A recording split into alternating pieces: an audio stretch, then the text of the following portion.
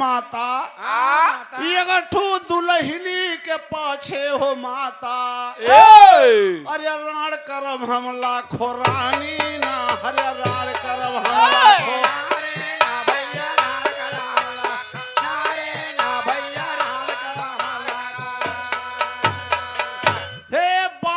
चौहान के हम देखब समरमा अरे जौने से गए दुनिया हारी ना माता जौने से गए दुनिया हारे ना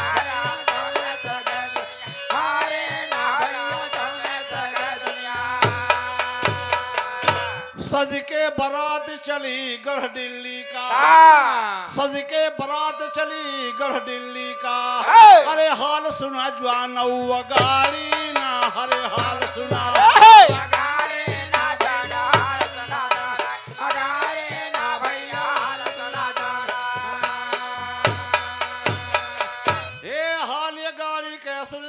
चले उदय चंद्र राय सुना साथे माहिर मामा पड़ जो चुगुर कुंवर का हाय सुना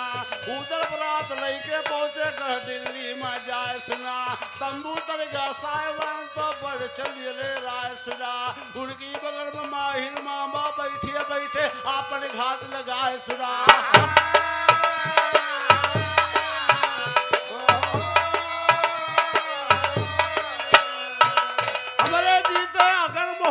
दुल्हन जाए सुना ना बूढ़गा चुगल खुवर के जग से ना बुताए सुना माधव राम कहे चुगल से चुगल लिया बचाए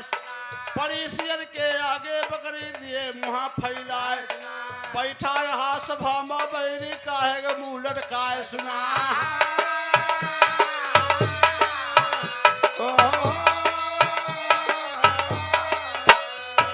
सुने चढ़ाई गढ़ दिल्ली के चेहरा का कुमिलाए सुना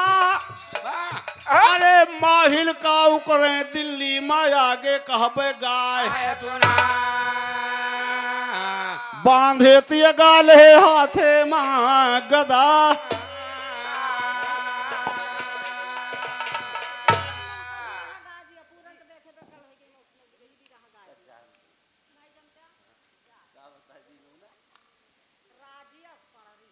वाह भैया हमारे राजेश भैया पड़री के निवासी भैया की तरफ से 21 रुपया का पुरस्कार बहुत बहुत धन्यवाद भैया के हाँ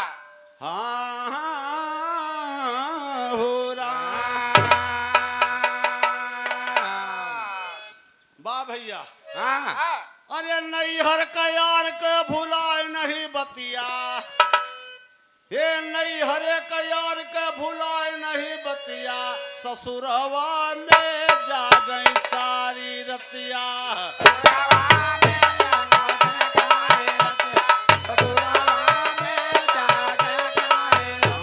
ससुरवा में जा गई सारी रतिया ससुरवा में जा गई सारी ससुरवा में जा गई सारी रतिया वाह भैया सुना एक किसान के हम किस्सा सुना बतलाई सुना एक किसान के हम किस्सा सुना बतलाई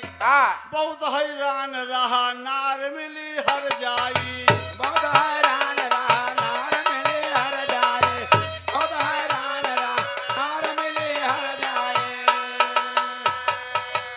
बहुत हैरान रहा नार मिली हर जाई